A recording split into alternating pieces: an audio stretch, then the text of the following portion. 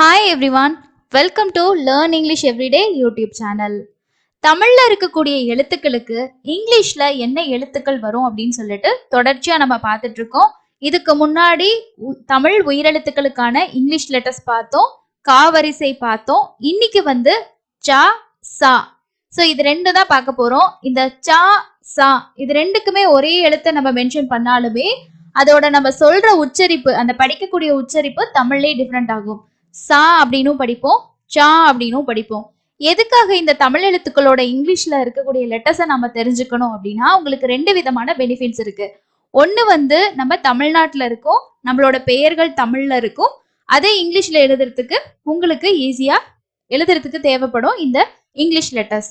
அடுத்த விஷயம் வந்து நம்மளோட ஊர் பெயர்கள் எல்லாமே தமிழ்ல தான் இருக்கும் மேக்சிமம். அப்போ அந்த தமிழ் பெயர்களையும் நம்ம இங்கிலீஷ்ல எழுதுறதுக்கு ரொம்ப யூஸ்ஃபுல்லா இருக்கும். அடுத்த விஷயம் வந்து நீங்க இங்கிலீஷ் வந்து படிக்கணும் எழுதணும் அப்படின்னு நீங்க நினைச்சீங்கன்னா, தமிழ்ல இருக்கக்கூடிய உச்சரிப்பு மாதிரியே இங்கிலீஷ் எழுத்துக்களுக்கும் உச்சரிப்பு இருக்கு. அப்போ நம்ம தமிழ் உச்சரிப்புக்கான அந்த இங்கிலீஷ் எழுத்தை தெரிஞ்சுக்கிட்டோம் அப்படின்னா ஈஸியா நம்மளால இங்கிலீஷும் பிராக்டிஸ் பண்ண முடியும் தமிழ் வழியில. ஸோ இந்த மாதிரி பெனிஃபிட்ஸ் உங்களுக்கு இதுல இருக்கு. அதனால ரொம்ப ரொம்ப சிம்பிளா இருக்கும் லெசன்ஸ் எல்லாமே. ஸோ அதனால பார்த்து நீங்களும் கத்துக்கோங்க. டவுட்ஸ் இருந்தா கீழே இருக்க கமெண்ட் செக்ஷன்ல ஷேர் பண்ணுங்க. ஃபர்ஸ்ட் வாங்க இன்னைக்கான சவுண்ட்ஸுக்கு இங்கிலீஷ்கான லெட்டர்ஸ் வந்து பார்த்துடலாம். ஃபர்ஸ்டே சொன்னேன் சா சா அப்படின்னு சொல்லுவோன்ட்டு. இப்போ சா சா சி சி இந்த உச்சரிப்புல நம்ம சொல்லும் போது எஸ் வந்து யூஸ் பண்ணுவோம். ஓகேங்களா? ஸோ எஸ் வந்து வரும். இதுவே வந்து சா சா சி சி சூ சூ இந்த சவுண்டை நீங்க யூஸ் பண்றீங்கன்னா சிஹெச் வரும். ஓகே? ஸோ இங்கிலீஷ்ல வந்து சிஹெச்சோட சவுண்டு இச் அப்படிங்கிற சவுண்டு தான். அப்போ நம்ம இப்போ இந்த கத்துக்கிற இந்த மெத்தடு உங்களுக்கு இங்கிலீஷ்லயுமே யூஸ்ஃபுல்லா இருக்கும். ஃபர்ஸ்ட் வந்து சா சா சி பார்த்துடலாம். அதுக்கு அடுத்தது சா சா சி பார்க்கலாம். இப்போ சா சா சின்றதுல சந்திரன், சாரதா, சின்னுசாமி, சீதா, சுந்தரம், சூர்யா இந்த மாதிரி எல்லாம் நம்ம சொல்லுவோம் பாத்தீங்களா பெயர்கள். இது எல்லாமே இந்த சா வரிசையில வரும். இப்போ சந்திரன், சென்னை, ஸோ இந்த மாதிரி எல்லாமே வந்து சா அப்படின்ற அந்த வரிசையில வந்து வரும். அதாவது அந்த சவுண்ட்ஸ்ல வந்து வரும். இப்போ சாங்கிறதுக்கு எஸ் ஏ, சானாலும் எஸ் ஏ தான். நம்ம பெரும்பாலும் வந்து ரெண்டு ஏ வந்து யூஸ் பண்றது இல்ல. எல்லாருமே என்ன பண்றாங்கன்னா சாக்கும் எஸ் ஏ தான், சான்றதுக்கும் எஸ் ஏ தான். சிக்கு எஸ் ஐ, சி நெடில் வரும்போது எஸ் டபுள் இ.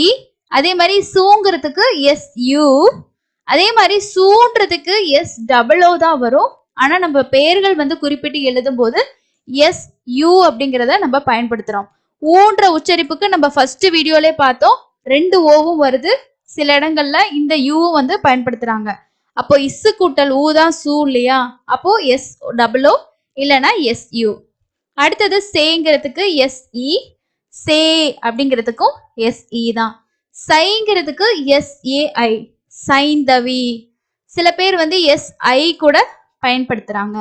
அடுத்தது வந்து பாத்தீங்கன்னா சோ சோ இது ரெண்டுக்குமே எஸ் ஓ தான். சௌ அப்படிங்கிறது இஸ் குட்டல் ஔ. அப்போ ஔன்றதுக்கு ஓ டபிள்யூ ஓ யூ இருக்கு. ஆனா சில இடத்துல நம்ம வந்து பாத்தீங்கன்னா ஏ யூ தான் பயன்படுத்துறோம். சௌமியா அப்படின்ற பேர்ல வந்து பாத்தீங்கன்னா எஸ் ஓ டபிள்யூ வந்து யூஸ் பண்ணுவாங்க சௌமியா அப்படின்றதுக்கு. ஓகே? ஸோ இதுதான் வந்து சா வரிசை. அடுத்தது சா பார்க்கலாம் பாருங்க. சா சா சி சேம் நம்ம முன்னாடி பார்த்ததுதான். இங்க எல்லாமே எஸ்ஸுக்கு பதிலா உங்களுக்கு சிஹெச் வந்து வரும். சா சா சி சி சு சு சே சே சை சோ சோ சௌ. ஓகே? முத எஸ் வச்சு பார்த்தோம். சான்னு வரும்போது எஸ் வருது.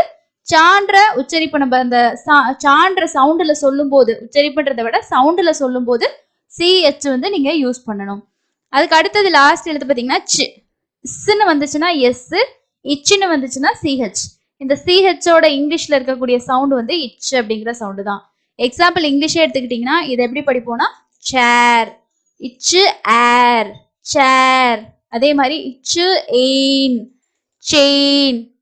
அந்த மாதிரி உங்களுக்கு வந்து இப்போ உங்களுக்கு புரிஞ்சிருக்கும் நம்ம எதனால இந்த தமிழ் எழுத்துக்களுக்கான இங்கிலீஷ் எழுத்துக்கள் வந்து கத்துக்கிறதோட பெனிஃபிட் என்ன அப்படின்னு சொல்லிட்டு. ஸோ சா சா உங்களுக்கு என்னென்ன எழுத்துக்கு என்னென்ன இங்கிலீஷ் லெட்டர்ஸ் அப்படின்றது புரிஞ்சிருக்கும். இப்ப நாம ஒரு சில பெயர்களை வந்து எக்ஸாம்பிள் பார்க்கலாம். இப்போ இது வந்து பாத்தீங்கன்னா சந்திரன், சந்திரன்னு சொல்லுவாங்க. ஆனா மேக்சிமம் இங்கிலீஷ்ல எது பாத்தீங்கன்னா சா சவுண்ட்ல தான் வரும். அப்போ சந்திரன். அப்போ சாங்கிறதுக்கு CHA பயன்படுத்தி இருக்கோம். அடுத்தது சண்முகம், சண்முகம் கிடையாது சண்முகம். அப்போ என்ன பயன்படுத்தி இருக்கோம்? SA பயன்படுத்தி இருக்கோம். அதே மாதிரி அடுத்தது பாருங்க சங்ககிரி. ஸோ இங்கேயும் சா உச்சரிப்புல தான் வருது. அப்ப என்ன எழுத்து பயன்படுத்தி இருக்கோம்? எஸ்ஸும் ஏயும். சாம்பவி. ஸோ சாங்கிறதுக்கும் SA தான் பயன்படுத்தியிருக்கோம்.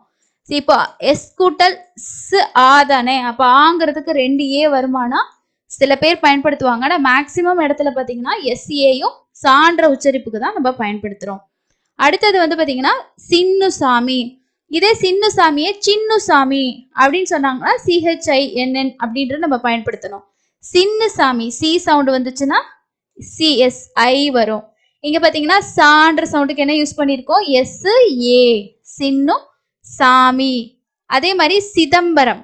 ஸோ SI தான் சி இல்லையா? அப்போ சிதம்பரம், சிதம்பரம். அடுத்தது பாருங்க சீர்காழி. சீர்காழிங்கிற அப்படி ஊரை வந்து நம்ம எழுத போறோம். இப்போ சீன்ற சவுண்டுக்கு SEE தானே வரணும். இங்கேயே SI வந்திருக்குன்னா இங்க ஐய வந்து ஈன்ற சவுண்ட்ல வந்து யூஸ் பண்ணிருக்காங்க. அடுத்தது சென்னை, சே சவுண்டு. இச்சு ஏ சே. அப்போ CHEன்னு சொல்லி நம்ம பயன்படுத்தி இருக்கோம். அடுத்தது பாருங்க செல்வம். ஸோ இங்க சேங்கிறதுக்கு SE, செல்வம் கிடையாது செல்வம். அப்போ என்ன வரும்? எஸ்ஸும் ஈயும் வரும் சேன்ற சவுண்டுக்கு. அதே மாதிரி இது வந்து சேரன் அப்படின்னு சில பேர் சொல்லுவாங்க. ஆனா சேரன், சே சவுண்ட்ல சொல்லணும். அப்போ சேரன் அப்படின்னா என்ன வரும்? CHE. இல்லைங்க நாங்க சேரன்னு தான் வச்சோம் அப்படின்னா நம்ம எப்படி எழுதணும்னா SERAN, சேரன் அப்படின்னு சொல்லி வரும். அதே மாதிரி சீதா, SEE, சீதா, சீதா. அடுத்தது வந்து பாத்தீங்கன்னா சூர்யா. சூர்யான்ற பேர் வந்து SOO தானே வரணும். சூனா நம்ம யூவும் வந்து யூஸ் பண்றோம் ஊன்ற சவுண்டுக்கு. அப்போ SURYA, சூர்யா. அடுத்தது பாருங்க சுந்தரம். ஸோ இங்க வந்து SU. சுப்பையா, அதுக்கும் என்ன பண்றோம்? SU தான். இதே சுப்பையா அப்படின்னு போது P யூஸ் பண்ணிருக்கோம். சுப்பையா, பு சவுண்ட் வந்துச்சுன்னா B வந்து வரும். ஓகே. அதே மாதிரி பாருங்க சித்ரா. ஸோ சித்ரா அப்படின்ல சித்ரா. அப்போ CHI, சி. அதே மாதிரி SI, சி. அண்ட் கடைசி வந்து பாருங்க இத சாருலத்தானும் படிக்கலாம், சாருலத்தானும் படிக்கலாம். ஸோ உங்களுக்கு எப்படி வந்து நீங்க பெயர் வச்சிருக்காங்க, சாருன்னு வச்சிருக்காங்களா இல்ல சாருன்னு வச்சிருக்காங்களா அதை பொறுத்து. சாரு அப்படின்னா SARU, சாரு. சாரு அப்படின்னா CHARU, சாரு. அந்த மாதிரி வரும். ஓகே. ஸோ இன்னைக்கு நம்ம பார்த்த இந்த சா சா இது ரெண்டுமே உங்களுக்கு வந்து இங்கிலீஷ் படிக்கிறதுக்கு நமக்கு ரொம்ப யூஸ்ஃபுல்லா இருக்கும். இப்போ வந்து பாத்தீங்கன்னா இப்போ சை அப்படின்னு பார்த்தோம் பாத்தீங்களா? ஸோ இங்க வந்து CHIயும் நம்ம வந்து சைன்றதுக்கு பயன்படுத்துவோம். அப்போ இந்த வேர்டை வந்து பாத்தீங்கன்னா சைனா, சைனா. ஸோ வந்து சைன்ற சவுண்ட்ல நமக்கு வருது இல்லையா? அதே மாதிரி சாய்ஸ், சாய்ஸ் அப்படின்ற வேர்டெல்லாம் இருக்கு. அப்போ இந்த CHோட சவுண்ட் என்ன வருது? இச்சு அப்படின்ற சவுண்டு.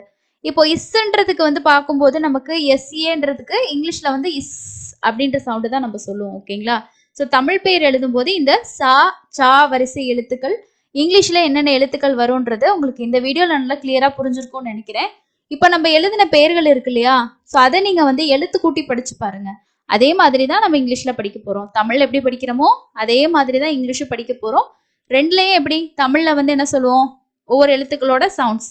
ஏன் தமிழ் ரொம்ப ஈஸி அப்படின்னா தமிழ்ல வந்து அந்த எழுத்தோட பேரும் எழுத்தோட சவுண்டும் ஒண்ணு. ஆனா இங்கிலீஷ்ல அப்படி வந்து கிடையாது. ஸோ அதுதான் உங்களுக்கு டிஃப்ரென்ஸ். அதை மட்டும் கத்துக்கிட்டீங்கன்னா உங்களால ஈஸியா இங்கிலீஷை ரீடிங் ரைட்டிங் வந்து பண்ண முடியும்.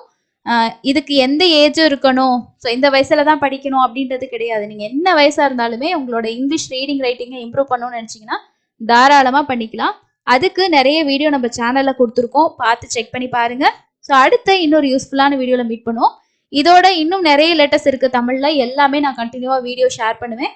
சேனலை மறக்காம சப்ஸ்கிரைப் பண்ணிக்கோங்க. அண்ட் இந்த வீடியோக்கு ஒரு லைக்கும் அப்டேட் பண்ணுங்க. தேங்க்யூ.